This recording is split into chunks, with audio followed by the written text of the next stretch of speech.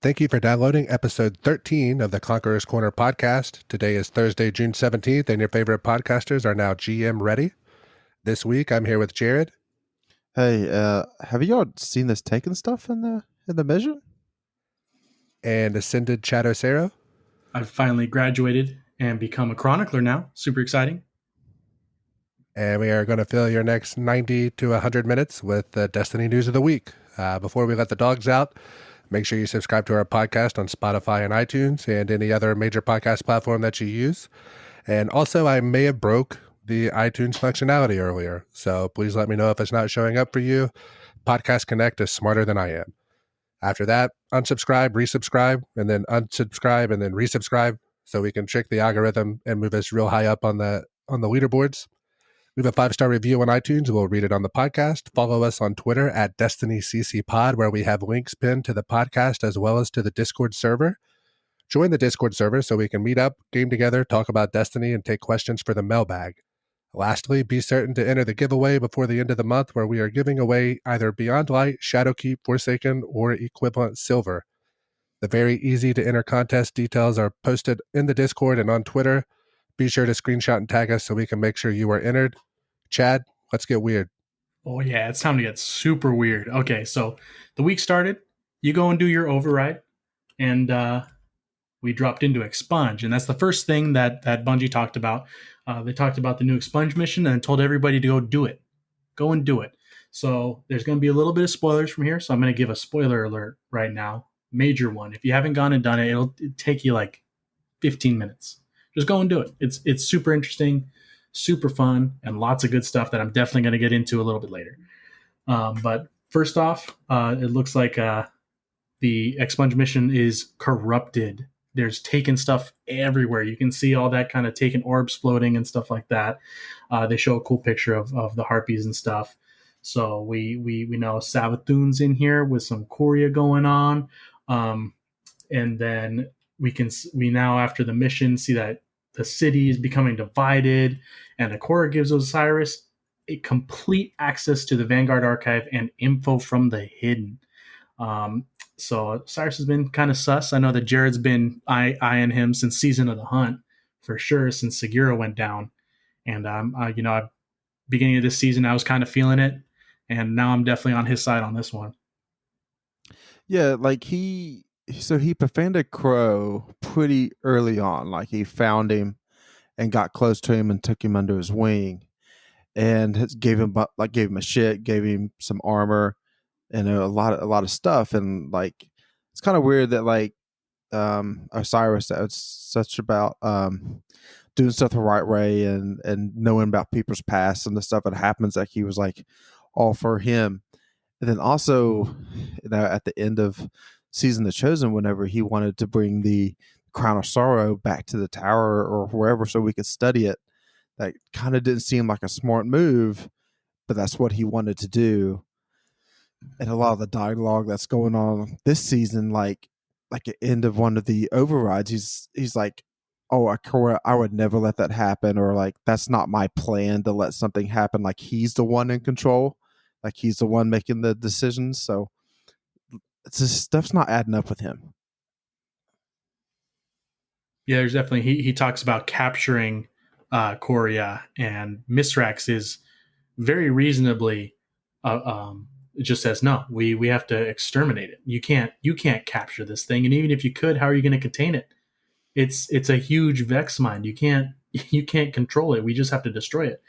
And Osiris is just like, yeah, well, I'll talk to a quarter about that. And that's like, whoa, okay, all right, man. Like you already got the crown there, man. He's having a private conversation with Mithrax, and all of a sudden he jumped in on the channel. Yeah, on the servitor call. Yeah, this oof. Man. Yeah, I think he's getting a bad rap. It's definitely Zavala that's behind everything. I mean, just look at him. He's the most sus-looking character I've ever seen.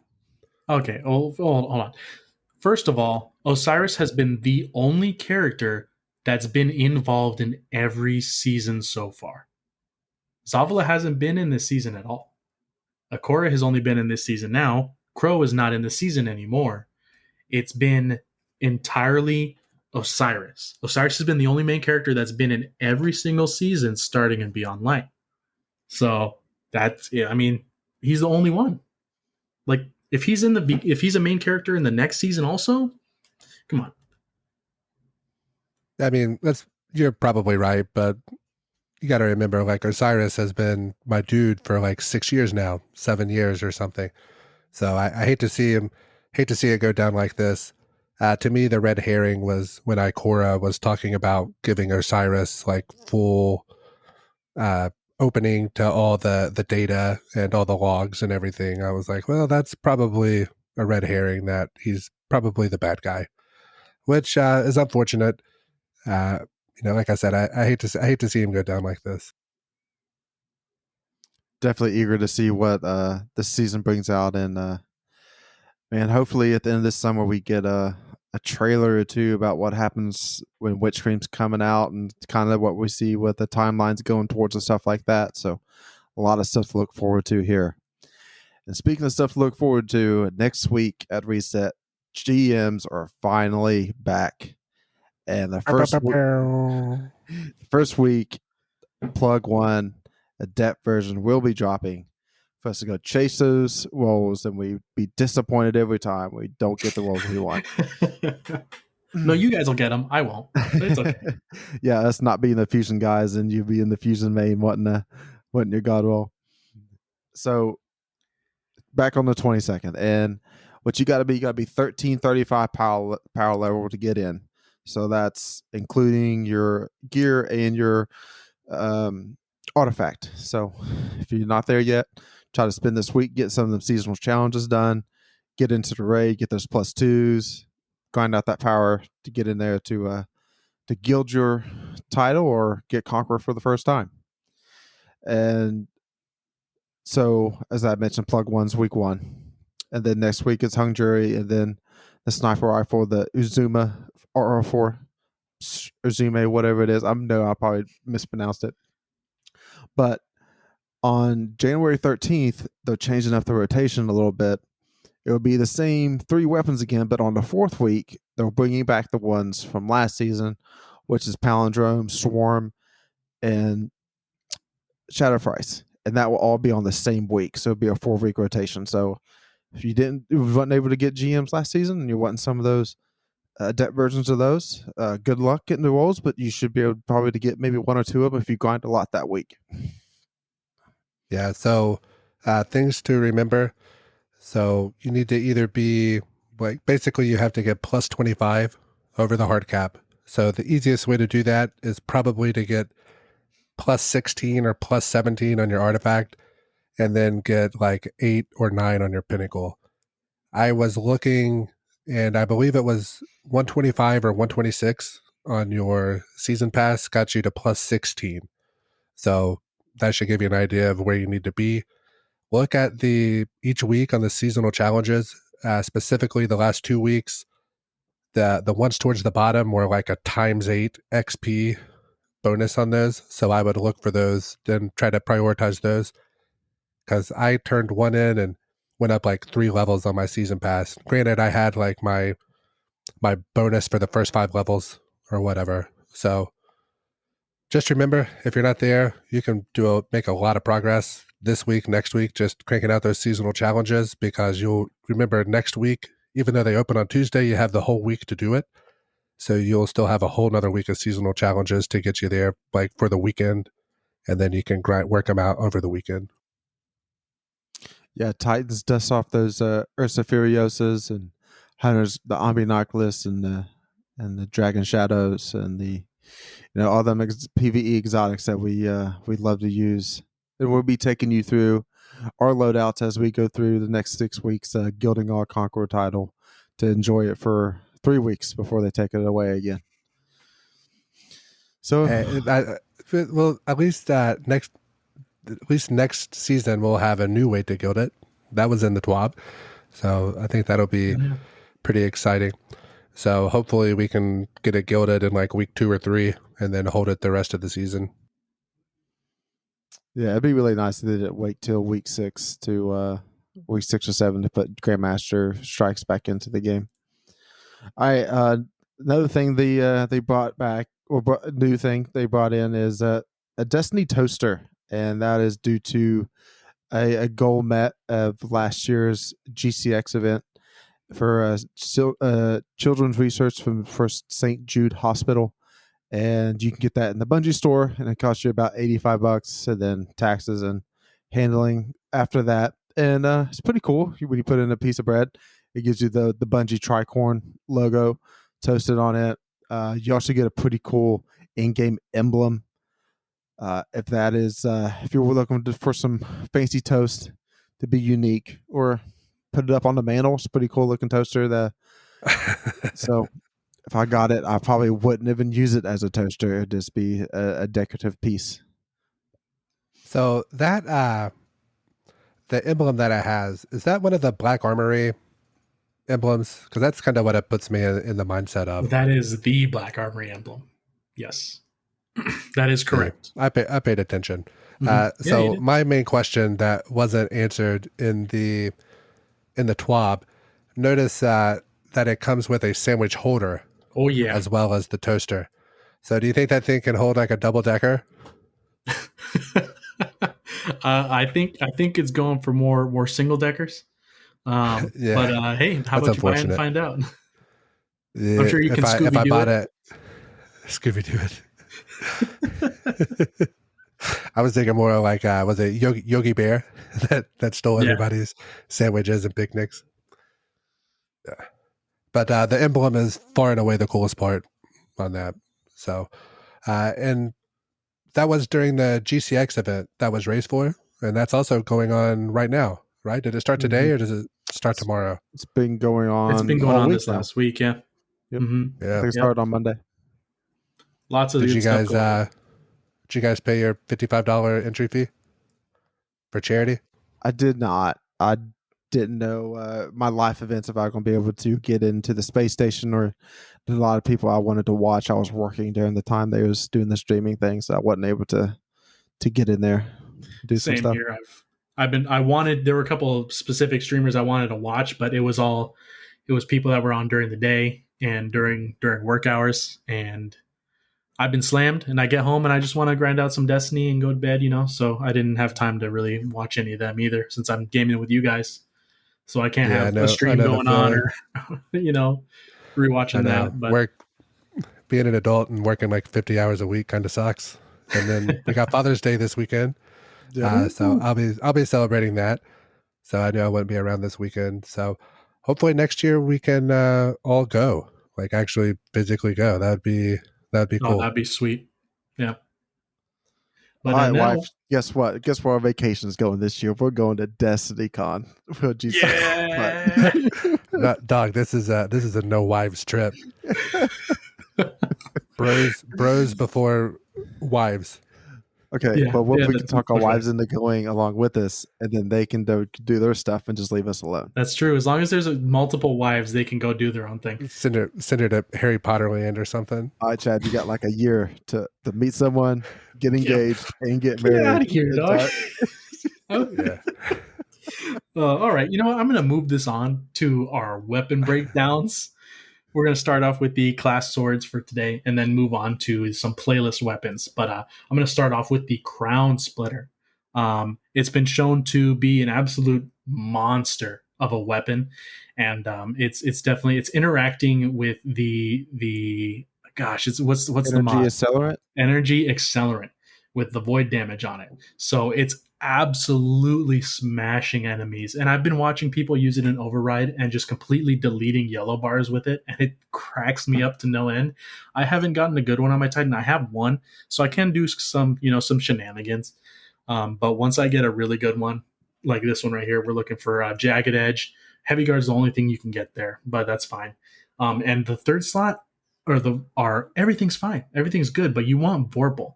That Vorpal is going to increase the damage even more, and that interacting with Energy Accelerant is crazy. But with just Vorpal, without that extra mod boost, it is a monster of a weapon, and it's super fun. And you can get up in everybody's grill and just do that monster slam on a boss, and it goes to town on people. It's just fun to watch, especially. Oh yeah, when I was on Titan, I was one big in the champions and override, just bypassing the champion mechanics and stuff. I doubt we'll be able to do that in GMs, but it's pretty fun to do that in override. Next is the quick fang, which is the Void Hunter sword, and it's a lightweight. You move faster. You kind of like putting it down, like running like a Naruto guy running with a sword out behind him. Best way for me to explain that. What's that? I don't know. It's anime. I just know what the run is. So you're looking for Jagged Edge in the first column. Second column, the only thing you can get Swordmaster, which is probably the best thing possible to get. And then for me, I'm going to go Relentless, and then Assassin's Blade or One for All. To me, you hold like 70 energy in this, I think, with like no extra mods for a hunter. So like you can just go to town taking out ads. So that Relentless is giving you ammo back. Assassin's Blade, whenever you're getting a kill, you're boosting your movement and your damage when you go on to the next ad you're taking out, or One for All, which is also just giving you that 35% buff after you hit 3 of them. So pretty fun sword to mess around with, move fast, take out some ads. Last but not least, we got the Warlock Solar Sword Eternity's Edge, and it is the vortex frame. So think following guillotine when you get to spin the big circle and just rain pain down on one enemy, or if they're surrounded, which doesn't happen a whole lot unless you're fighting Thrall, or the screebs. Anytime I usually go to do that, it seems like there's a bunch of screebs that blow up in my face. But with it, you're probably looking for like a Jagged Edge, Infinite Guard, and then Relentless Strikes and Assassin's Blade. I have 3 of these, and like each one of them are like 3 out of 4 of kind of what I would want, but neither of the 3, I don't have like the perfect roll. I just have like 80% of the perfect roll. Now, I know that the prismatic lenses, there's one that has swords in it that is like a 25 data in order to focus your Umbral Ingram into a sword. And I know I can speak 100% certain that the Warlock sword is in there. And if the Warlock sword's in there, I'm going to go ahead and assume that the Titan and the Hunter sword is there as well. 100%. So if you're looking for the roll on that, then that would be a pretty quick and efficient way to farm for that. Yeah, they rotate based off of the class, obviously, that you're on. So it's nice. It's a really easy way to target. If you don't have a good falling guillotine, it's another way to get that too. And then it also has the first caster frame in there too, the arc one. So you're gonna have 3 options of things that you can get there, and all 3 of them are good swords. They're good options. Guillotine's great. The class specific ones are also great. So it's gonna be a really good engram to go for, especially later in the season when you have thousands of decrypted data to just start throwing it in the fire. Now we're going to go into the playlist weapons. Let's start off with the hand cannon from the Crucible playlist, Survivor's Epitaph. It is a 180 precision frame. Looking for corkscrew rifling, ricochet rounds, rapid hit, kill clip, or multi kill clip. Now I do have a rapid hit and kill clip one. That's kind of like a go-to hand cannon. You definitely need that extra damage on it, and the rapid hit stacks is great. It really helps you out, make the gun feel a little better. And then the gun needs a lot of help. But it is one of those playlist weapons, so it has a huge perk pool. All of these guns have a massive amount of perks going to it, and I think in like 3rd and 4th column, it's like 12 different options per column. It's crazy the amount of good options in there. Now for this hand cannon, you might like, if you like subsistence is on there, ambitious, assassin, outlaw, feeding frenzy. Surplus is on there too if you want to use that in case, just change a couple things up. And it's got the 2 new perks as well, which is kind of a theme on these playlist guns. You got tunnel vision heating up on that first column, and then adrenaline junkie on that 4th one. But there's so many different roles you can get on here. I like rapid hit kill clip just because it's a really good solid PvP role. You also got snapshot if you're really into that. Frenzy for that PvE nonsense if you really want to go subsistence frenzy. But I got my PvP role, and I think I'm happy with it because I don't think I'm going to get anything better. Well, Chad, I'll just go ahead and fill you in. I got that role like the first week of the season, got super lucky. Rapid hit kill clip. I put that thing on. I used it for about 2 games, and I threw that in the vault and said, 180s need a buff. They can't compete with 140s, and they definitely cannot compete with 120s. They just get completely outranged. And to me, playing mouse and keyboard, 180s really ain't it. I've read that 180s feel better on a controller.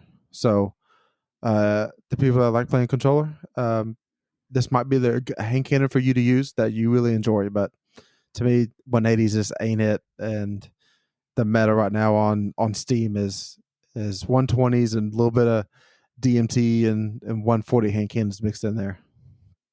A palindrome out of the wild here and there, it seems like. But I had I want to say I had like Feeding Frenzy kill clip or something like that on it, and used it, and I was like, nope, this is not for me, and deleted it. I just pulled up Dim. I don't even have one in my vault right now. So, but until the vault space gets fixed, and trying to hoard all these armor rolls to try for builds and stuff, I just don't have the space to hold crappy weapons right So now. we have a question later on Mailbag, but I'll go ahead and touch 180s real quick. So like the worst thing about them is you gotta get 3 crits and 1 body shot when you're in range. Not to mention if you are slightly out of range, then you need 4 crits. And the amount of flinch that you get hit from 120s, or even like some of these pulse rifles that you're getting hit with and stuff, that you cannot achieve that optimal time to kill, and it's just not worth it. So that's kind of the reason they're not it right now. All right, so our next weapon is going to be Empty Vessel, and as from Strikes, that's going to be a Solar Breach grenade launcher. That's going to be in your energy slot. So if you listened to us last week with the ignition code, there's a lot of the same kind of grenade launcher talk that's going to be going on here. So it's basically going to be a DPS roll to get, and then a blinding roll to get. So with your blinding roll, you don't want any other perk that buffs your blast radius, because blinding tanks it, except for Danger Zone. Danger Zone, you can have it as your fourth perk along with blinding that almost blinds the entire room. So then a DPS roll, which would be volatile launch, spike nades, and then for me, auto loading with Vorpal or Demolitionist. Again, this weapon has so many different rolls that you can get, and with some of these playlist weapons, it's more about making the roll that you get work instead of going for the god roll, because you might go crazy trying to grind out a god roll for a 1 in 4 chance that one of these playlist weapons will even that you get the one to drop, and then with the massive perk pools they have is pretty crazy. So again, threat detectors is on the 3rd column. I'm a big fan of threat detector, and then disruption break in the 4th, always great to have. So a lot of good rolls out there. There's a run for all too in the 4th column. So if you get these, throw it in the vault, because you never know how Bungie's going to change grenade launchers. There's a lot of talk about them going on the Reddits and Twitter right now about them in PvP. So if they get touched in PvP, that really affects the way they perform in PvE. So if you get one of these, keep it, because you never know whenever they're going to come back around again. Yeah, In 8 months, whenever Bungie decides to do a weapon update, sandbox patch. Yeah, I'm definitely a big PvE guy for the grenade launchers. I have a deafening whisper that's very close to my heart, mainly because of the Warmind cells you can do now with the artifact mod. But it also, my deafening whisper has demo on it, so getting those extra grenade charges on it, since it's a special weapon, it gives you a good chunk. And it's great. You can clear out a room and just throw grenades and launch grenades, and it's awesome. Ambitious having the double grenades, you're gonna run out real fast. But if you're stacking all grenade launcher mods, you're never gonna run out. And that's basically how I run it in all my Vault of Glass stuff. I'm just maining my deafening, and I'm hoping to have this one with disruption or demo for that higher end stuff, because disruption breaks great. So it's gonna be kind of pick your flavor there, but like Jared said, if you find a role that you kind of think could be good, just keep it. We don't have another solar grenade launcher right now. Keep it. All right. Last but not least, we have Borrowed Time, which comes from Gambit. It is a solar aggressive frame, 750 rounds per minute SMG. I got pretty lucky with this one, and I got a pretty good roll early. Uh, I would say pulling up the list of perks on Light GG, you're probably looking for small bore ricochet rounds, threat detector. In that third column, as Jared talked about threat detector earlier, it's really good, kind of slept on.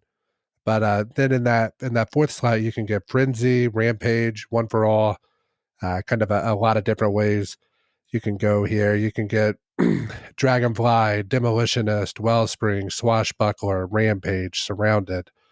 So I mean, it's pretty wild with this weapon that you can also get. If you don't get threat detector, you can also get overflow, which is like the perk I look for PVE content. The specific role that I have threat detector and one for all, and it feels wonderful. Like you can just mow through everything. It kind of feels. I'm not sure it feels as good as that. I'm going to butcher this. The Shayura's Wrath, the Mm-hmm. the the Yeah, the trials one. the Trials Void SMG. It doesn't feel quite as good as that, but it's pretty daggone close. So definitely look for this. The only bad part is, and I'll ask you guys. So let's assume that you have the prosperity mod on your Ghost Shell whenever you're doing like your pinnacles. So the Vanguard prosperity, Crucible prosperity, Gambit prosperity, yada yada.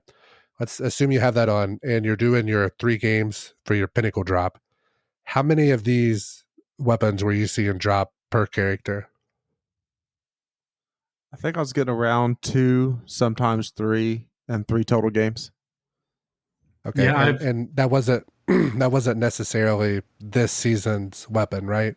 Like it could have mm, been the one of the other like previous seasons Yeah, weapons for the yeah, like playlist. in yep. Gambit, it could have been the bottom dollar, the crowd pleaser, I've been getting and lots of the fusion. Xenoclasts and strikes lately, a lot. Like I think I've gotten like 6 of them to drop, and I'm not even seeing anything Oof. else, which is sad. Yeah, I mean, it's fine. Right. So I don't know. Do you guys like? I think that there has to be something done. Like it doesn't feel good running 9 Crucible matches and maybe getting one of these to drop. And so, but I've been saying this for the last 12 weeks, So I I don't think know. I think it should be. I think every game you should get one of the drops from the playlist and probably weight it 50% to the current season and 25% to the previous seasons or something Yeah, like I that. think a So guaranteed one would be good. A guaranteed one on top of what you're getting, and then prosperity guaranteeing another one, because the perk pools are so big, it doesn't matter. You're the chances of you getting exactly what you want is so low that they could guarantee 2 drops with the ghost mod, and you're still gonna be super lucky if you do get it, and that's fine. I mean, there's no chance like you can get like a perfect third and fourth column, but get a just not the barrel you want and not the mag or the second perk that you want. It'd be like it's still a good gun, and I'll use this and keep grinding out for the other one. And I think that's definitely a way to go for sure. To me, with the vendors, there's a way around this to where we get rank up rewards from them, and I think we should be able to choose a random roll of one of these weapons as one or two of the rewards. Because I think for most people, we've got enough priming grams, we've got enough um, enhancement cores, enhancement prisms, and stuff like that. Where we actually would enjoy a weapon roll instead of some of those. And I think giving us the option of that would be an easy fix for some of this. I think the what is it? I think the enhancement getting rid of the enhancement cores would be Yeah. fine. Mm-hmm. There's so many players that are still new, um, that they need those prisms because they don't grind out the high level strikes or in grandmasters like we do, so they don't get stacks of them. So I think they still need that. But yeah, getting rid of prisms would be fine, and giving them like a guaranteed like of that season drop. Like the second one is that season, but then the first enhancement core is just like a random engram that's just playlist gun. That could be any of them, but then the second one is a guaranteed. Um, then it'd be great. I think that'd be definitely a good way to go for sure too. I think it would be cool if you could get like a prismatic lens and be able to focus your umbrals. So what I don't know is if it would be better to group them like Vanguard playlist, Crucible playlist, Gambit playlist, or like group them by season. So this season you could get like if you do this one, you can get the Empty Vessel or the SMG, or you can get them per season, but make it to where like you have to run 50 of each playlist activity in order to unlock it. That's going to keep your playlist populated, and it would be an easier way to go for those wild perk pools to kind of have some sort of battle against those. Yeah. All right, Chad. So you're going to buy a new name? Oh yeah, I'm Chad the Chronicler now. The Chronicler. All right, man. Dust us off a book. Teach us some knowledge. Alrighty. Well, with what happened this week, there is a lot of stuff to unpack there. Newer players may not know who Coria is. There's been lots of talk about her when Forsaken dropped. It's a Vex. I'm going to say they. And there's been lots of talk about Coria because the Dreaming City is on that perfect cycle, that 3-week cycle that keeps on going. Now we know that Coria is taken by Oryx, and I'll get into that, but I'm just kind of giving a little quick backstory. Coria is taken by Oryx halfway, and it's still a Vex. So the Vex can calculate anything completely with 100% accuracy, which is crazy. So having a being that can control taken energy and calculate things exactly the way they need to be done is something that's necessary for the Dreaming City cycle to be the way it is.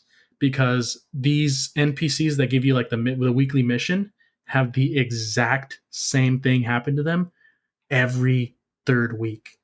Every week it's the same thing. No matter what, it's exactly the same. And that's definitely Vex precision.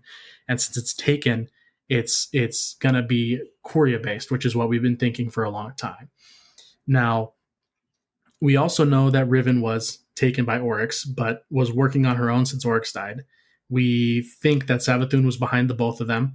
And in the lore books that I'm going to get into here, we're going to get into a little more backstory on Coria. Now, Coria is introduced in the Books of Sorrow. It is basically a major history of the life of the 3 hive gods: Xivu, Arath, the war god, Oryx, the Taken King, and then you have Savathun, the Witch Queen. Now, in partway through the books, I want to say near like the 60-70% point, we find a book where they introduce Coria, and it introduces us. It says, the Vex clattered around, constructing large problems. At first, their constructions were deranged because they didn't understand the sword logic, which defined all rules in Oryx's throne world. The geometry perplexed them. I'll cut them apart, Crota said. But just then, the Vex ritual of better thoughts manifested a mind called Coria, blade transformed. Coria deduced the sword logic. So here we can see that they created a Vex after much research on what the sword logic is, on how the hive operate, and they actually made a hive mind, or a Vex mind, that can wield the sword logic. So it's a being that now has the ability of the sword logic with the massive computational power of the Vex. So Coria's walk goes in and says, I have to kill everything. Then I will be powerful. Crota's gate began to emit warrior Vex, huge and brassy. He leapt forward to fight them, but they blinked away. After they fled from Crota, they killed 2,000 of Oryx's acolytes and 10,000 of his thrall. Soon they had established themselves as powers in this world by right of slaughter. So there we can see that Coria gave the order to test the sword logic and see exactly how it works. So they know the machinations of it. And the sword logic is something that the Hive figured out from their worm gods. The worm gods gave Oryx and his sisters the powers based off of who they were. And Oryx has to just wipe out races, and that feeds his worm and grows his peoples. And all of his peoples offer tithes by killing more and more races and more people. And those offerings go up the ladder and finally reach Oryx, who then feeds his worm with that offering. And Savathun is fed through deceit. So all of her witches and all of her clever machinations are what feed her worm. And then Zivurath is fed through war, obviously. Someone that's fed simply through declaring war and killing and destroying planets. Now, let's moves on from here, and it says, but Coria had instanced itself to the other side of the gate and built a holdfast to keep a way open. Coria's objective was to exploit the paracausal physics of Oryx's throne to become divine. It organized a series of test invasions. For 100 years of local time, the siblings fought the Vex. Coria captured some worm larvae and began experimenting with them. Soon, Coria Blade Transform manifested religious tactics by directing worship at the worms. Coria learned it could alter reality with mild ontopathogenic effects. Being an efficient machine, Coria manufactured a priesthood and ordered all its subminds to believe in worship. Then it set about abducting and killing dangerous organisms so it could bootstrap itself to hive godhood. For some vexed reason, Coria never attempted to introduce worm larvae into its hive mind fluid. So we can see here that seeing that the sword logic is basically an ability made from the darkness, Coria is testing this by creating worshippers, similar to what the Black Garden did. And the Black Garden has those that worship the Black Heart, and it has that whole sect of Vex that the rest of the Vex are actually afraid of.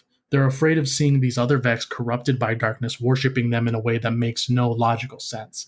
And Coria, being a huge hive mind, has the ability to control who knows how many Vex. So it's using them to create worship and create the same kind of tithes that Oryx and the other sisters use to feed their worms.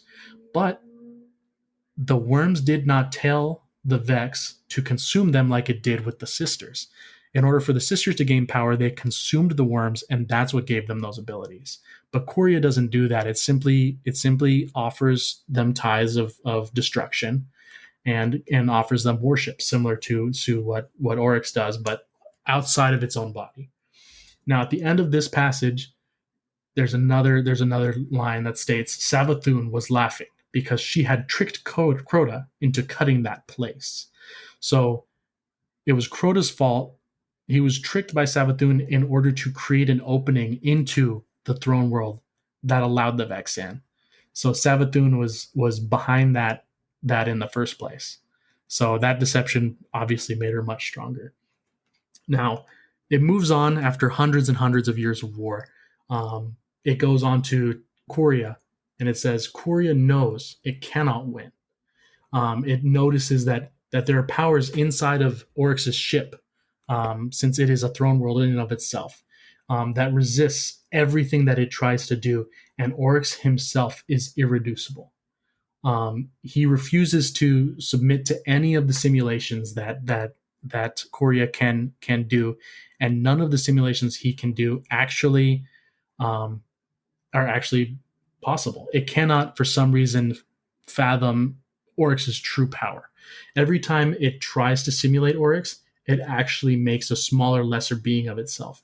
And at one point, it manifests that simulation to try to defend itself, hoping that it would be strong enough to defend from Oryx.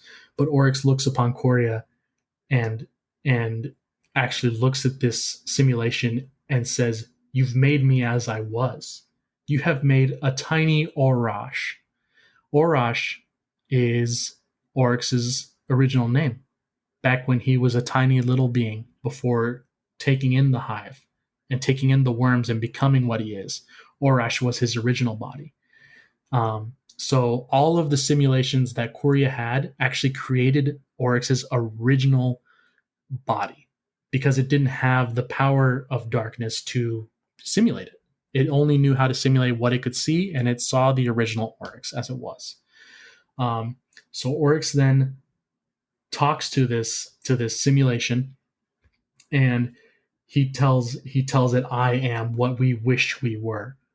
I am the Hope Eater, the Weaver, the Unraveler. I am Oryx, the Taken King, and I am Almighty." And the little Orash simulation says, "What about your sisters? Sathona, Zero, are they with you?" And Oryx laughs. And Korea turns off his weapons, knowing that it can't win. And finally, Oryx's fist is full of black fire, and the next thing Korea sees is light like the stars.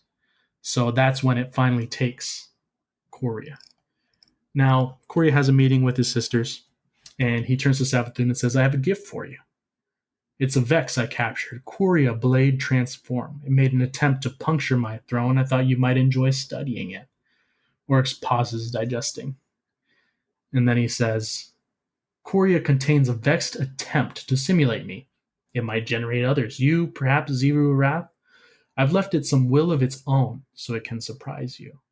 So we know here that he half took Zivu, or Korea, similar to what he did with Riven. Riven made a deal and was able to keep its free will, but actually contained the taken powers in and of itself. Now, that's the last thing we hear about Korea until this season. So this season with Expunge, we know that Korea is behind the simulation, but we haven't gone more into that. So I'm going to talk about the only other thing that we've heard of Savathun besides what's written in the Book of Sorrows. Savathun is a hive god, one of the sisters of Oryx.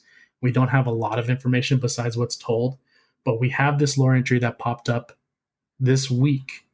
And it doesn't explicitly state that it's Savathun actually speaking, but it's talking about a being walking through the city, and it's being conspicuous, and it chose a form that would hide itself. And it talks with humans, and every time it talks, it tricks them and absorbs that strength. And it seeks their companionship and company. And it has this one moment where a man comes up to it and asks it, "Are you ill?" And he actually sees the face of this being, and he's about to scream, but then the being says, "I let him keep his mind. I push breath up, and through my ruined mouth I speak a simple lie." He stops, smiles, laughs, shakes his head, and points a finger at me in mocking admonishment before walking away. I swallow the fatty morsel of his ignorance, and it gives me the strength to stand once more. I look up beyond the flickering net of darkness and see what rests just beyond, waiting for me. The worm roars. Like I said originally, Savathun has a worm within her, and it is fed by deception. Every time she does a trick, every time she lies to somebody and they believe it, anytime her plans come to fruition, her worm is fed and gains strength. And we're going to have to wait till the next couple weeks and see what happens with Korea and see what happens with Savathun. And I'm really excited to get really into it and learn. Obviously, it's going to be more about Korea than Savathun, but it's going to be really interesting seeing each of these corrupted versions and hearing new dialogue for sure. All right, so you also touched on Zivu Wrath, and that was like the person behind the Season of the Hunt, correct? Yes. Like that's not we haven't faced Zivu Wrath. No, we haven't. The Cabal did, and their whole home planet got wiped out. Mm-hmm. But yeah, Zivu was sent to our system by Savathun to fight us, and he's kind of being led there by Savathun, obviously. But Zivu's like, "Yeah, I'm up for war. It'll make me stronger. So what do I care?" So the whole Season of the Hunt was Zivu Wrath but led there by Savathun. So if you's going to pick in the Witch Queen expansion of the raid boss, and then like the other raid bosses, usually like there's usually 2 raid bosses per raid. Mhm. Would the first one either be Korea or Zevir Wrath, with Savathun being like the end one? Yeah, I mean, it's hard to say. If we don't destroy Korea this season, we're definitely going to see it again for sure with Witch Queen. But I'm hoping that because of the Oryx raid was so good, I'm hoping that Savathun and Zivu are like involved in the same raid. That would be kind of wild. Mm-hmm. With Yeah. like Savathun kind of pulling the strings on all the raid bosses and like leading you in the way to how to kill her sister so that she can gain more strength by tricking her sister into you guys killing her. Oh, That would be yeah. crazy to me. But there's only so much speculation you can have without any Yep. kind of fact. Yep. I don't know. I don't think that we'll get to kill Savathun in the raid. I mean, if you look at the raids, usually we're fighting something you've never heard of until you get to Mhm. the final boss. Yeah. Like Oryx let us kill him so that he could become a gun, so he could sap our strength from our side. So who knows what's going to happen with the other 2? Well, the Cabal took all those away from us, so Uh, yeah. destroyed them, I guess. Yeah. Yeah. Yeah, I don't know. I just think that I think it would be cool to fight Savathun. I just don't see it. I don't think that. I think that the reason that we got to kill Oryx was Destiny was at a make or break point whenever that expansion came out, Taken King. So they had to have like a narrative because that was the big complaint with Vanilla D1. So they wanted a narrative they could wrap up in the Taken King, and I think that's why you killed him in the campaign, or you killed him in the campaign, and Yeah. then got to kill him in the raid as well. So, but right now the storytelling is the best it's ever been, in my opinion. So I don't think Easily. that.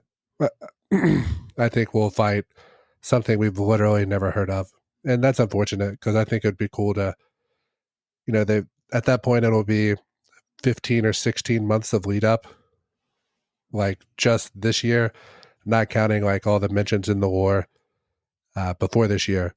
But I kind of like the idea of the expansion. You kill the thing that's been looming over the story for the last like the seasons, like the 4 seasons prior. So like the seasonal content that comes with the expansion next year will start the story of what we kill for. What is that, Lightfall? Well, I think they talked about they might have added another year after that to complete the Yeah, saga. yeah, of course. But yeah, like not that it all wraps up, but Oh, like okay. so like Savathun was kind of started around the season of the hunt. You kind of started seeing some stuff in the lore, and then so we'll have like 4 seasons of build up. We'll kill her, and then with the seasonal content, we'll kind of start building up the next big bad guy. Yeah, we actually got our season before that. Season of Rivals was all about being in Savathun's court and going back Yeah. to a lot of the stuff that Yeah, was referenced to Savathun. they've been doing a Chad, lot whatever of happened with that big Savathun. tree? Nobody knows, man. It's still on IO. I don't know, and I'm mad about it. Yeah, I feel like there was like you went to that tree every week. The Tree of It'd be Silver weird to. Wings. Yeah. I don't know. It'd be crazy if that came back, like played like a pivotal part for something. Jared, what was your speculation that we were building another light source or something? Yeah, like the mini travelers getting was going to spawn from the tree, or like a corrupted sphere was going to Right. like the opposite of A Dark the Traveler. Yeah. All right, so I think So it's was time to, that? Hold on, one more question. Was that tree? Was that actually on IO or was it in like another dimension? No, it was on IO because you could see from where you were, you could see the pyramid ship. and below that you could see the opening where the tree was inside of, and you could see like the tractor beam that was going on top of it, going straight into the pyramid ship above it. So you could see that opening there, and it was in the crater where the traveler used to be, which is how they set it up, as that's where the seed was, because that's where the traveler touched Io. Okay, because for whatever reason, it seems like I remember to get to it, you were going into a portal, but maybe you were coming out of a portal to get to the tree. Yes, you Like, went into an ascendant yeah, plane portal, and then you went through a bunch of that's what it ascendant was. stuff, Yeah, you're and right. then you ended up in like underneath in like an IOE area, and then you were at the tree. All All right. right. Answer some mailbag questions here. First one is what is your thoughts on revamping the weapon system? Specifically, would it be nice if the season's perks pool, some of the weapons would have, well, once obtained on a drop, someone could craft through God Roll. This could include like Ader the gunsmith. That's my Bob Scribbler. To me, this will never happen. The only thing that I could see them ever doing is to where we was able to change the barrel or the masterwork or the mag perk, as in like, so that'd be your columns 3 and 4 would always be RNG, and you would either have some kind of very expensive currency to change the barrel or the masterwork or the mag perk, or combine it with another roll of the same weapon that has the barrel that you want, so the gunsmith could deconstruct that weapon and put the barrel or the mag onto the weapon you want. Yeah, I mean, the closest they got to that system was the D1 gunsmith, where you could do rerolls, which is how a lot of us got our matadors or our party crashers. Um, but +1.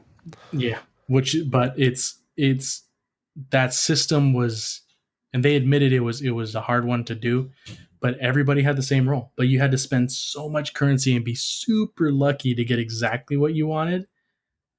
I mean, you were basically just guaranteeing a random drop of that gun, re-rolling that one gun over and over again, just like putting your quarter in, turning it, and then having the gun just change. And it was just completely random the whole time. Um, Now, them What bringing was the that back would currency? be What neat. was the currency? I can't remember what the currency was. I think they just used dude, Was I it don't the even remember. motes or the level up things that you could use to like power level your? Maybe I think it might What have were been the, some motes of light and glimmer. I don't. yeah, I'd have it's to kind of load what it I up was and thinking see. too. But yeah, it Yeah. was like it was a currency you could get easily. So you could sit there and like re-roll it 10 times and then go away and then come back and do it again. Um, but that's the closest they would ever get. They would never let you pick perks. That would ruin their system. It'd have So, to be, yeah. yeah. So this will never happen in the framework that is Destiny 2. However, the ideal way to do this, which is impossible with the sheer number of weapons that are in this game, would be to go towards like a Call of Duty system, to where whenever you get kills with the weapon, like each weapon has like 10 different possible attachments you can put on it. Every time you get kills with the weapon to level it up, it unlocks another attachment. So like a different scope, a different barrel, a different this, a different that. And then the more you use the gun, the more you level it up. Then you can customize it out of those 10 possible attachments. You can only equip 5 different ones at a time. But that's just not something that they can retrofit into this game. Um, if you played like Call of Duty, you're very familiar with it. Then you could sell the blueprints in the Eververse store to sell, and like near God rolls, like 4 out of 5 God rolls are the equivalent of that. And then everybody's going to start saying it's pay to win, blah, blah, blah. Bro, my So midnight coup would be a I don't know. monster. Right. Yeah. See, and then, you could do like the weapon skins like they do. Like once you get 50,000 kills on a weapon, you can turn it gold or something, you know. So I don't know. That's probably the best way to do it after spending a little bit of time with that system, but it's not something that you can like shoehorn in at this point of the game. Jared, I know you played a bit of Call of Duty. Would you like to see that at all? Actually, no. I don't want to just get kills with my weapon. I would actually tie the additional perks and stuff like that behind activities, like going through a mastered nightfall flawlessly gets you a different scope, or gets you rampage or run for all or something like that. I would, as I add new perks to the game, I would have to be using those weapons and to complete an activity in order to get the new perks. That would be interesting. The only thing I can see is if you put the really good stuff behind the really hard stuff, then people are going to say that it's locked out and I don't get the content that I paid for. I can see Reddit now. I can see it now, but I don't agree with that. I think that would be incredible what you said. Where like tie triumphs with like if you get a Mm-hmm. triumph that unlocks for and then you could space the perks out. So like you can only get rampage in season 12 or like seasons 4, 8, and 12, and then seasons like 5, 9, and 13 is kill clip. And if you're not there for that season, I don't know, just kind of spitballing out loud, brainstorming. So Yeah, I think we're all not crazy about the RNG stuff that's going on right now with some of the weapons, but they are made it a lot better with like the spoils of war for the through the raid weapons and stuff like that. So it's a lot better than it used to be. it's definitely better than static rolls. Absolutely. All right. Next question here is remastered old raids or new fresh raids. Which one would you rather have had? That's from Chris Winald. Hmm. I mean, I love my old raids, but the newer stuff is catered more towards D2, and with the changes that they made with Vault of Glass, I'm like we're very mixed on the changes that were made. There are like a couple changes that are okay, a couple changes that are not great. Um, I'm happy with Vault of Glass as it is. It's going to get stale very quickly for us because it's once you get into it, it's very easy if you have a squad. Um, but the newer raids are catered much more to Destiny 2 because it's made for Destiny 2, not Destiny 1. So I'd definitely prefer a new raid for sure. I think the solution is with the big expansion comes a new raid halfway through the year. We get in like a remastered old raid, kind of like how they did it this year. Because you can make the remastered raid free, so you're adding value to the free to play portion of the game. Maybe you pull people in that have nostalgia for Crota's End or one of those. Uh, since it is free, it's I'm not a developer. Like I'm just kind of just talking out of my ass here a little bit, but it's probably I would imagine it would have to be easier to remaster that than to create a whole new raid. So that's probably the best way. That's probably the best you could hope for. The bad part with this is that the new raid that you paid for is only relevant for 2 seasons, like Deepstone Crypt. Uh, you know, I'm sure trying to run a Deepstone Crypt right now, trying to LFG a group for that's probably not very pleasant because people like us that we're not going to be running it. There's not anything else left for us to pull out of that. So once you take the pinnacles out, it makes it hard, and that's why they need to go to like a rotating raid pinnacle every week. It just rotates through, and I think that's the best way to solve that issue. For me, new is always better. So I think that puts the nail on that for me. All right. The next question is: what's your thoughts on PVE weapon balancing? It's been said that hand cannons are getting a buff, and will that be enough to be viable in GMs? And then, which types would you like to see specifically buffed in PVE? So I think that's in reference to the firing range episode with a couple Bungie devs. They talked about how the PVE crit multiplier is going to be upped a little bit for hand cannons, pulse rifles, and I think one more type machine guns actually. So all that sounds great to me. And some of these GMs, you know, hand cannons might take an entire clip to take out a red bar, and that's definitely a little excessive.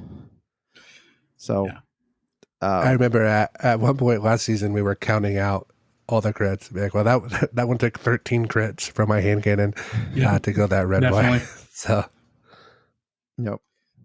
Like I'm a big fan of explosive payload, and it adds a 10% damage bonus to red bars if you're in the range. And so I don't want to be shooting an entire clip to take out one enemy in any level of content. So whatever they do to fix that is definitely better all around. And if I was going to pick another weapon to get a substantial PvE buff, I would say fusion rifles.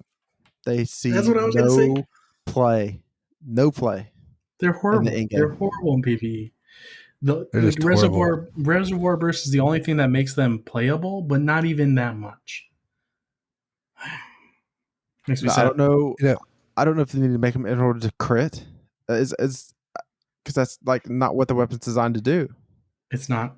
It's really not. They need to up the damage on it and the range for only PvE. But even then, it's just going to be a farther shooting shotgun, and shotguns just shoot so much faster.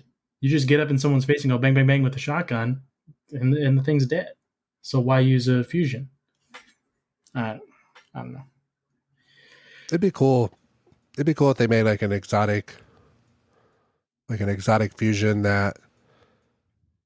So like, you know how Telesto has the grenades or whatever, like that You're blow gonna up. break the game, Ryan. Yeah, I know. Telesto definitely breaks the game. But something that does like maybe you lower the ammo on the fusion rifles, make them hit harder, and maybe like whatever if you say you shoot something that is like an orange bar or a yellow bar, it does like a stun or like a blinding effect or something like that. You know, just trying to think of something, because you can't just increase the damage and increase the range. You're going to have to fundamentally change what it does. So that would kind of be the way. If you could like put like like say you shoot whatever you shoot, if it doesn't kill it with the fusion rifle, everything in like a radius around it becomes like blinded or something like that, or they take more damage from teammates or something like that. That's kind of the only thing I could think. What about bows? When's the last time you guys used a bow? When they're Well, anti-barrier or yeah. overload. Yep.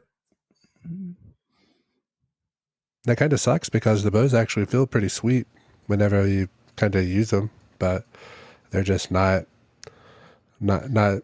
super viable. Yeah, some people think they created bows so scout rifles could never be as great as they once were, because they kind of take the place of what scout rifles Yeah. used to be. Yeah, makes sense. They did that by making all these small ass maps.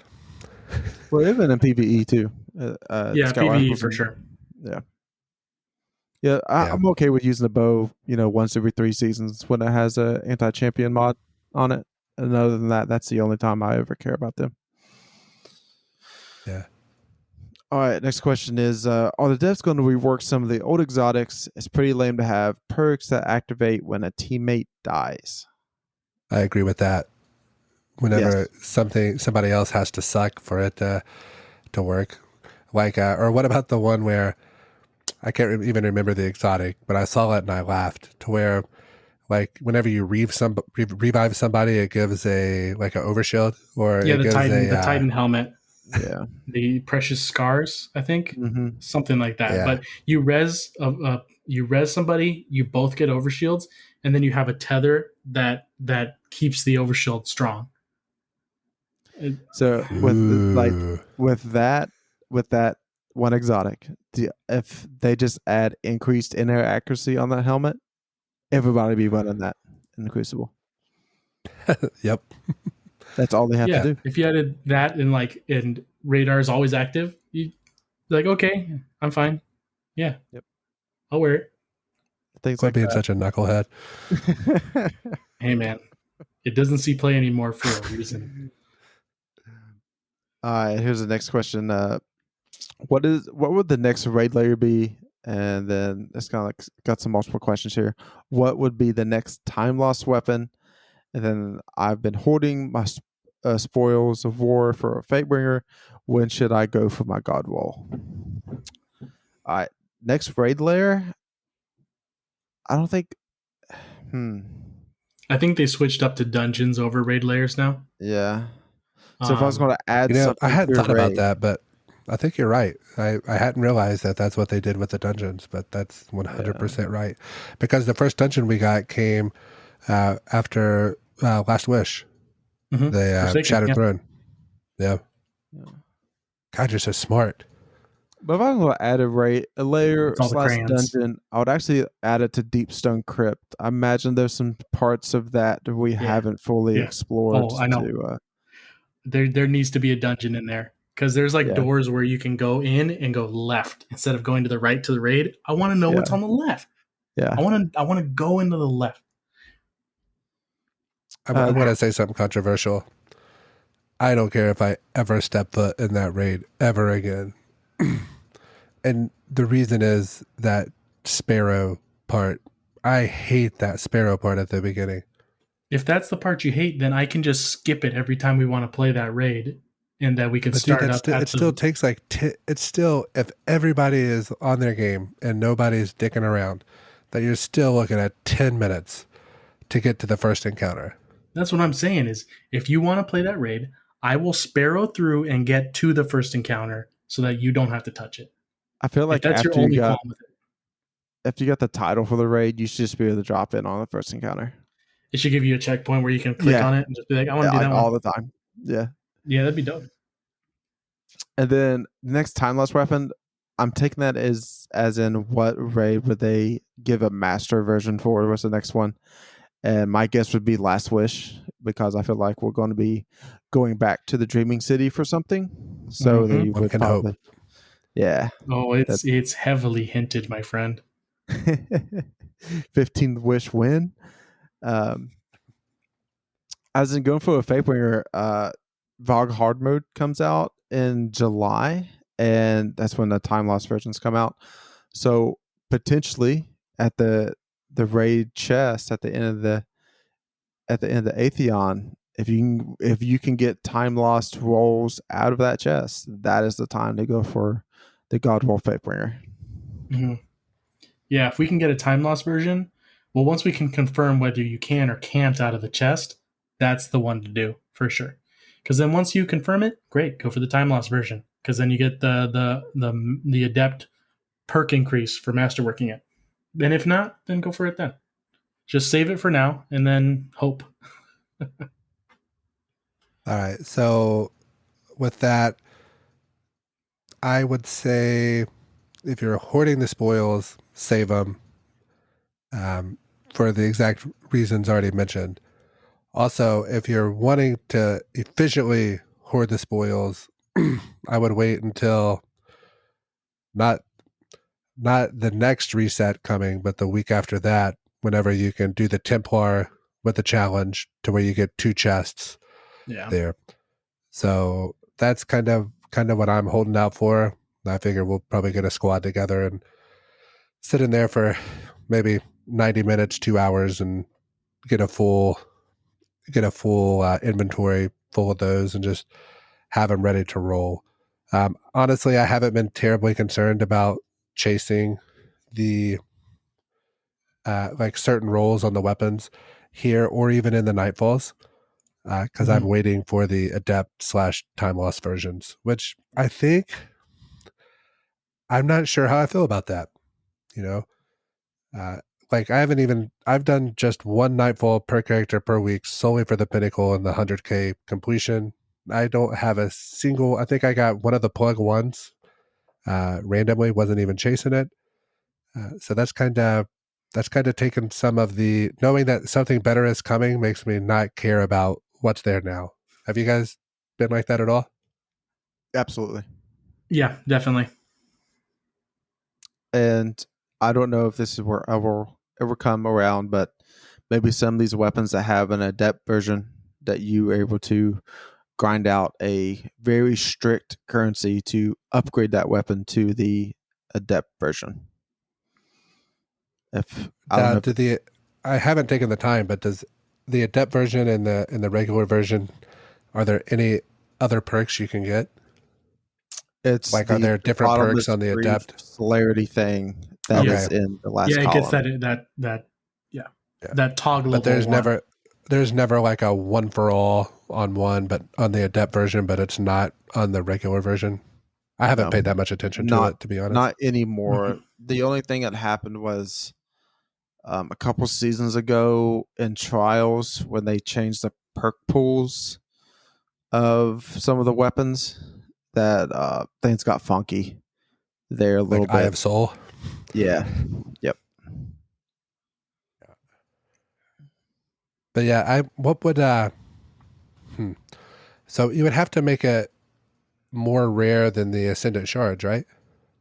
Yeah. Like you would almost have to take an adept version of the weapon, infuse it into the non-adept version to make an adept. Okay.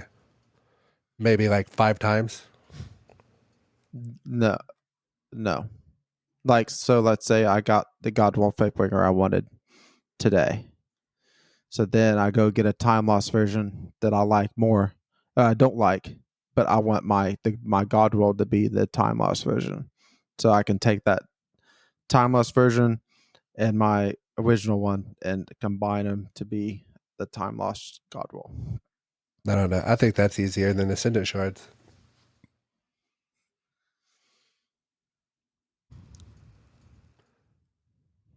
I don't know. I don't think it's ever going to happen, but No, Yeah, definitely not. we're arguing about a hypothetical yep. thing in a video game that's never gonna happen. So Uh, next question is: how do you feel about the upcoming 120 hand cannon and DMT nerf? How do you see the meta shifting, and what's the next big thing? And that's Bruce White. Bruce White. I think hand cannons are always going to be the favorite weapon used in PvP unless they buff something like out like way above. So like in season of the arrivals, we got this 600 RPM auto rifle buff that like hard light was up there, dying hunger was up there. Like that was the most gun used in PvP. So I don't see that happening. I'd see 140 RPM hand cannons, the adept palindromes, the time lost. Why did I just slip out? Fake winger. I see those coming to the top of the PvP meta.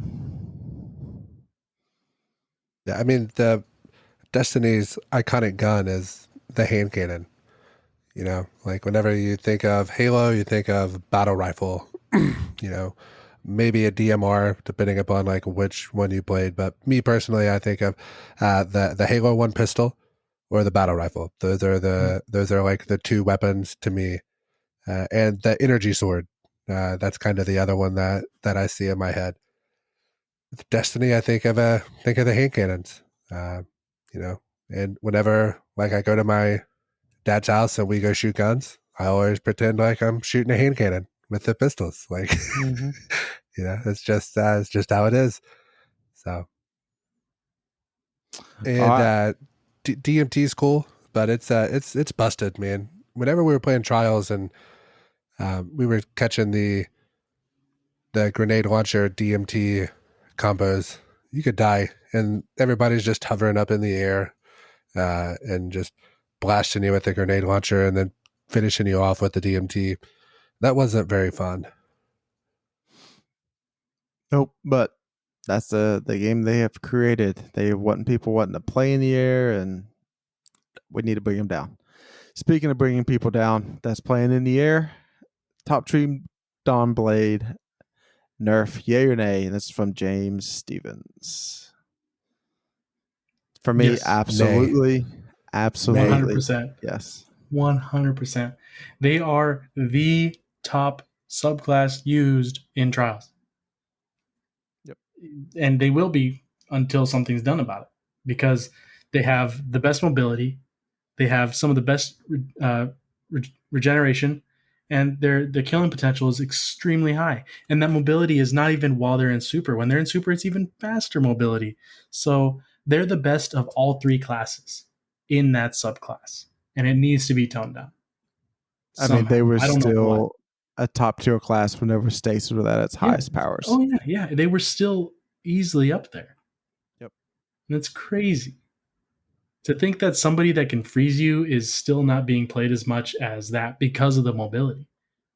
Because they can get up on you and shooting you before you know where they're at.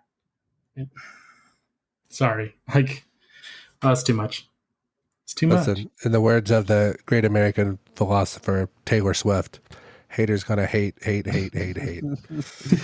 So in all seriousness, for 9 months, I dealt with Titans going incredible Hulk mode and just shoulder charging around the map with that damn helmet on that you could not kill them for months and months and months and months. Finally, we get to be at the top. Remember the 2 weeks we had the good stasis subclass until everybody bitched and moaned and it got nerfed, and now you're trying to take the top tree Dawn blade away.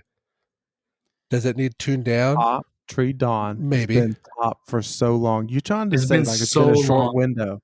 It's been so long. You don't remember. It has been, because before this it was stasis everybody was complaining about. No, it was still top. No, it was still top. Yeah. No, it was still top. It's the top stasis before then, and it continued. Trust me. Listen, stasis was so bad that people were wanting to ban an entire subclass from they just said it in Crucible 2 weeks ago about they put out the numbers, and Top Tree Dawn it's been in the top 5 for like over a year. Well, God forbid something's in the top 5. You know what I mean? Something is going to have to be in the top 5. Does it need to be the same thing for over a year? So what would you guys do? Well, listen, you guys act like Bungie comes in and adjusts the sandbox all the time. We maybe get 2 adjustments between expansions. I would take one of the Icarus dashes away, but the one you have would be 50% better. The melee would be faster and less tracking and do slightly less damage. Either you would have the damage over time and we bring the damage down, or it's a one-time damage that's like 100 maybe not even that much. Like what you're saying is still going to make it, it's not even going to bring it down enough to matter. It's going to take it from number 1A to number 1B. Look, Warlocks always tried to say that they're the most underrated class and Bungie hates them. They have been in the top 5 for over a year. Chaos Reach and Top Tree Dawn and Shadebinder are 3 of the top 5 classes still in PvP. Yep. I think the easy fix would be to, if you want the second Icarus dash, then make it an exotic type thing, or make it toggleable to where like it has if you want to do 2 Icarus dash, then it takes like 15 seconds to cool down as opposed to 5 seconds. Because I will say, what you see now by people, they have like this they'll have like a macro that's set up that's like dash like drop, and they just have this wicked movement that they just hit at any point. And I've seen hunters do some pretty crazy macros with dodges and stuff too. And then you brought down nutty. too. I think some of the movement needs to go away in this game. The tick rate of this game cannot keep up. Listen, this is I'm going to get flamed, but we need like a go just a touch slower update. Or whenever you do go these fast moves, update, your hitbox gets doubled. I can see the Twitch clips now of like headshots from snipers that miss by like this much. Yeah, that's fine. Don't do the moves. I think if you got rid of 100% Icarus Dash, except in Super, and then toned down the melee a little bit, I'd be happy with it. What It's what else is left in the you still GP? still have have a you monstrous Super. still have That inner Super is accuracy. insane. And you have that inner accuracy. That mobility on a class that's not made to be a mobility class is insane. It's ridiculous. And the Being Bungie able to dev get already said across the they're bringing it stage down. that fast as a warlock is insane. It yeah. If you created it as like an exotic that you have to have in order to have an Icarus Dash normally, okay, fine. But Yeah, that it's Icarus Dash is crazy. because it's usually also paired with transverse steps, which just boosts everything too. Yeah. So if you take transverse steps away in order to give Icarus Dash, all right. Okay. Let's try that out, see what happens. Give me Crucible Labs so I can test it. Let me do that. Yeah, I remember. Oh man. Okay. Next question. Where do you think our Guardian will go after the Light and Darkness saga ends? And that's from Thomas Sayer. Dead. I hope Yeah. dead. I want to be a new Guardian. R.I.P. in peace. Yeah. I want to have some kind of legendary end that if you what is it? If when you start D3 as a new Guardian, if you have save data from D2 and 1, there's like special nods at your character. But that's it. Yeah, Like I want references to my past character, but I want to be a new character. So what if they go Halo Reach on us, and like at the end we have our light pulled from us, so we only have one more life to live, and Oh, that'd be dope. Oh, I'd we're love out that. in the Cosmodrome where we first That all mission was my started, favorite. and whatever enemy Endless we're waves. fighting at the time come towards us, and eventually we're just fighting, running out of ammo, using our last abilities, and God, that was so cool. we end it But, where we started. Like as you're man, getting beaten down, you just slowly like the screen starts to slowly shatter across, and like you're hitting the ground. And oh God, that mission, all right. it hits you So in the feels. I remember whenever you visit your grave, where was the grave at? It doesn't tell you where it's at. I think it's in the It doesn't. city. Okay. But it doesn't tell you where. It doesn't show you where. All it shows is the grave. It doesn't show any of the ground around it, so you can't tell. Right. Because I All mean, you I know is guess it you're would have to buried. be somewhere that they would have to like recover your body, right? I mean, So like, they could get it back, but they get the ghost back because the ghost is on the grave too. what if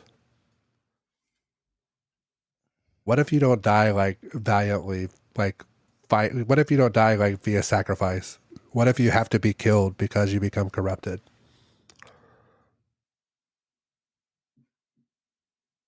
I mean, if Saint has to kill me, he can kill me. Okay. He can So like, murder me with a headbutt.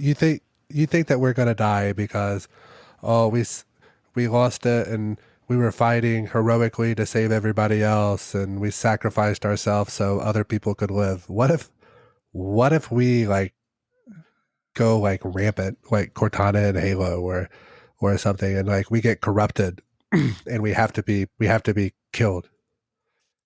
Think like the Crow, Mm-hmm. Yeah. like Aldrin in Forsaken. What? But So the way they tell the story, you feel like you're doing all the good. You yeah. feel like you're fighting for the good side. But then the last mission, like everything's flipped around and it's like, "Oh my god, I've been the bad guy for like this whole expansion. Everything I've done has been bringing it down." And I don't know. I think that'd be cool. So what comes to mind when you talking about that is that we almost have a doom ending to where we have multiple different ways we end, which basically the main two is we go out fighting and sacrifice ourselves, or the one you just described.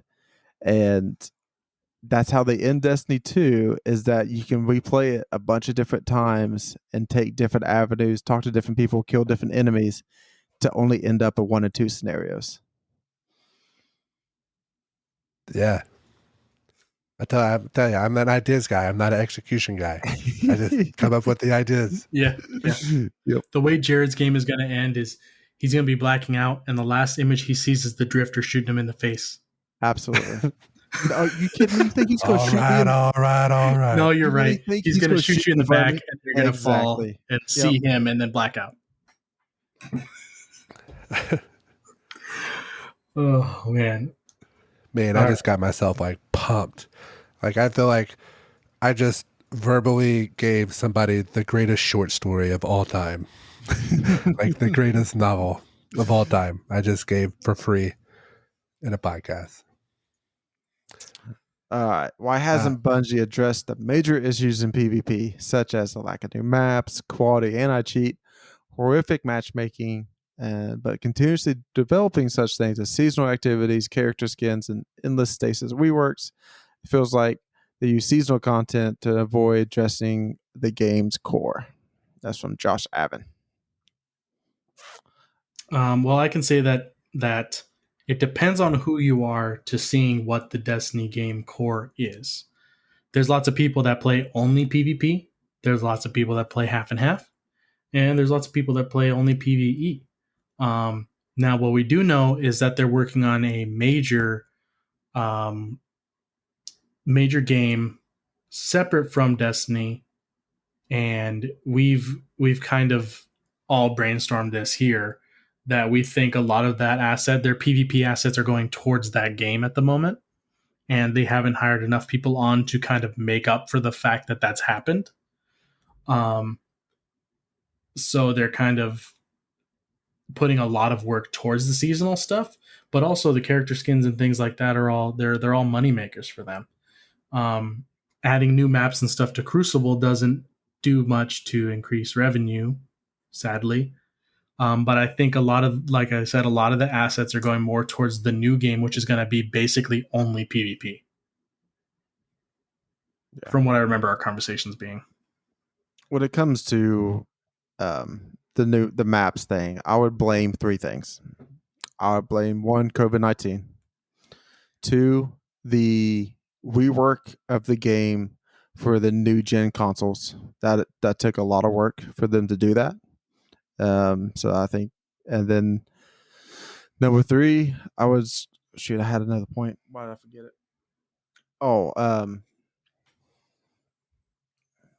I blame Trainspock.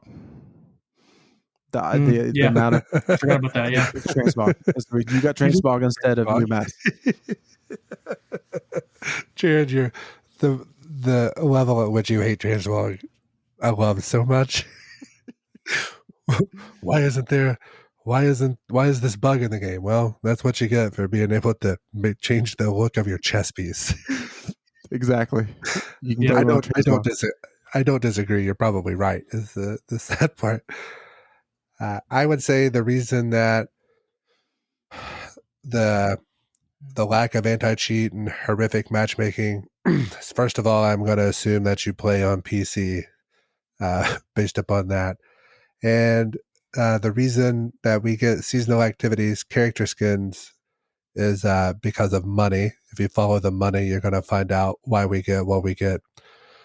But everybody should remember, in the words of Michael Scott, mo money, mo problems. You of all people should know that. So, next question. Do you think Bungie is going to expand the game to other platforms like the Switch, or even try something like the Oculus? What are your thoughts on the mechanics of the raids, as well as okay, so we'll do this in a couple parts. That's the first part. Do you think they're going to expand the game to other platforms, to Switch, or try Oculus? I think Oculus would be a lot of work. Oculus, I'm going to say, is a hard no, unless it's in that like theater mode. To where like you put the headset on and it's like you're looking at a TV screen. It's not like VR in any way. Let's be honest, they can't even get the game to work well right now on PCs as it is.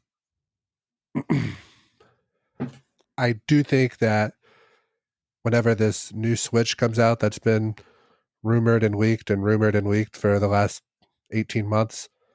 It allegedly has that DLSS from the NVIDIA that like upscales everything. I imagine that might be whenever we see it hit Switch. So at least hopefully that, or if Microsoft and Nintendo are still doing buddy buddy when Microsoft goes all out with their um, what's it called, the Series M, like the Series Mobile or whatever. Whenever that comes out with like the stream sticks and everything, you might see, and the way they've been working with Nintendo, you might see some form of where you can do like xCloud on your Switch, which you'd be able to do Destiny that way. Yeah, that's the only way I really see it coming to Switch, unless they severely change the Switch hardware and stuff that's going on to the next gen. I don't know. don't think so. I mean, I play a lot of games on the Switch, and I can say that there's plenty of games where you'll drop frames, crazy frames, on something that an Xbox or PlayStation wouldn't. And I don't know how it would be able to handle um, Destiny 2, especially like raids and stuff where there's so many assets on screen. I don't think the new Switch maybe, but it would drop frames, low frames, and it'd be really hard to play on. Mm-hmm. So, in the opposite of that question, how much longer until they start taking it away from platforms like the PS4 and Xbox One? I hope soon. That way they can focus on other stuff besides reverse compatibility. That happens whenever Xbox Series X's and the PS5s are sitting on the shelves in stores. Yeah, that would That's make when sense. it happens. And that's at that point, they would only be what, the final expansion they wouldn't get. That seems kind of wrong. Destiny 3 will be on PC only. Okay. Well, if it came down to that, I think they would push it through for that. If that it was only one season left, 1 year left of the game, Right. they would. Which we don't know what the future holds with all this stuff, So Right. The next part of Austin Jones' question is, what are your thoughts on the mechanics of the raids, as well as the requirements of not being able to solo play the raids with different options for the solo player? Well, I mean, if you're esoteric, you can solo the raids. If you're Glad and his homie, you can 2-man all the raids. But I think it's one of those things where you should have to go in with a squad of 6 because that's what makes it more of an experience. Make it maybe light where you can 5-man it if you have to. That way, there isn't a weak link won't ruin the experience. But I think it needs to be a 6-man activity. But that does it limits the options for solos. It's like the only options for solos are dungeons and then like the little pinnacle stuff that they got going on. I mean, if you try hard, you can do some solo raid stuff. It's ridiculous, but you can. I think that they've just designed Destiny so much to be played with at least a fire team of 3, and then making poor things playing with 6 people. And even like the couple weeks where we was able to get like 9 or 12 people into a nightfall together, like we had people flocking into the Discord in our clan that hasn't really been, they don't play that much. There's like, hey, what's going on? I want to be a part of this. And people were like playing together, and I understand the solo aspect of stuff. Like there's a lot of times I wish I could just solo queue in the strikes. That way I can get bounties done and just play the strike the way I want to. And that's not an option. So I think there does need to be solo options for things that are designed to be soloed, because originally most strikes were just missions and stuff. So, but I don't think raids will ever be a solo option. Yeah, I mean, the amount of work it would take to make it to where there was like a solo version of a raid. Honestly, I'd rather them put that into adding two more encounters to that raid as opposed to making it to where, you know, a person can do it by themselves. I, like Chad mentioned earlier, I think that the dungeons are probably the closest you're going to get to that raid activity.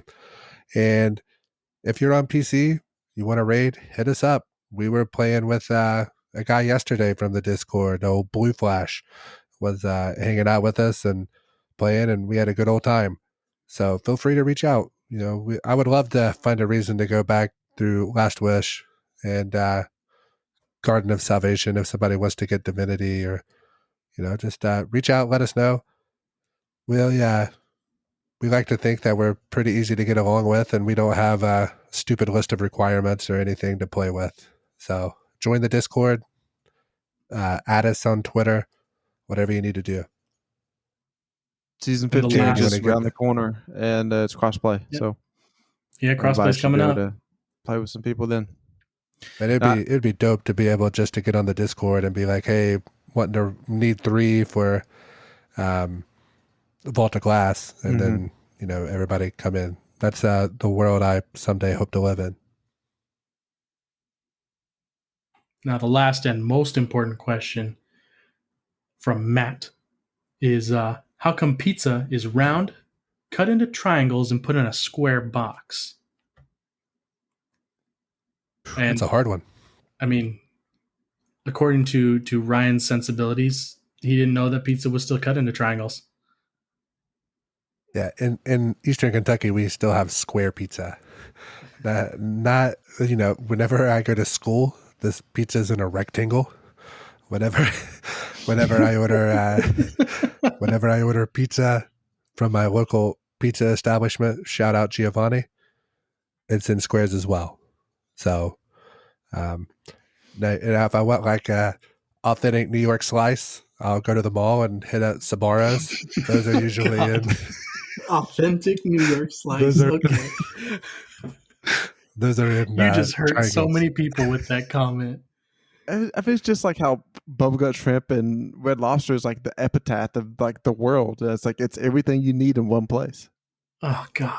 Oh man. Oh gosh. You guys need to come to San Diego. Need to give you some real food. But I mean, it's logistically, and I'm going to give the most boring response. It's just square boxes are easy to make, and they're easy to quickly fold up. Like if you watch like those Domino's championships of the guys that like set up the box, like Yeah, it's only a couple folds. But if you have to make the box round, you have to add a bunch of different folds. But those they're just and they're done. You'd have to burn like at least 15 extra calories per box. Yep. And that's unacceptable. By the way, that is a nice YouTube deep dive. Is the Domino's World Championship pizza box folders? Yep, 100%. Part of me is like, you're just eating the wrong pizza. To me, the best pizza out there is Detroit style, and that is cut into squares and put into a square box, sometimes rectangles. So Little Caesars are delicious. They're Detroit style. I can't even say that with a straight face. Oh gosh, I'm so hurt. We're humans and we do dumb things. So yeah, that's kind of what the gist of that is. I think the circle thing is you actually bring that back to the office again. Whenever Michael was cooking pancakes and you try to make them into squares, and like they didn't cook through all the way in the middle, and Creed's like, these are no good, and just put them all back, right? And he takes everything. So the pizza wouldn't cook correctly if it was always cooked in a square or rectangle and put into a rectangle box.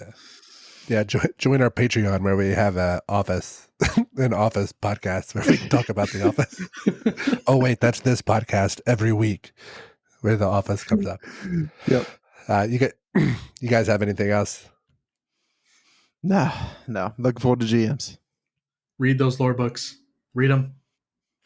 All right. Chad got the scary eyes. So before I get to the sign off stuff, we are putting, there's 2 of us that are ugly and 1 of us that is cute, and we are putting our faces out on the YouTube.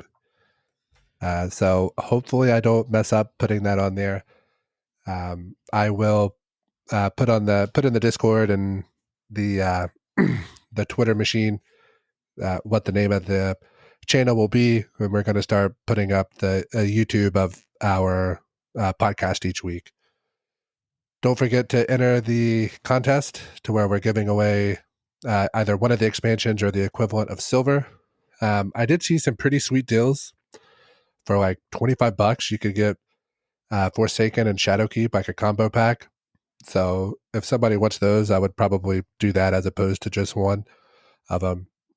So join the Discord, follow us on Twitter at DestinyCCPod. Go out and become legend this week. Love you guys.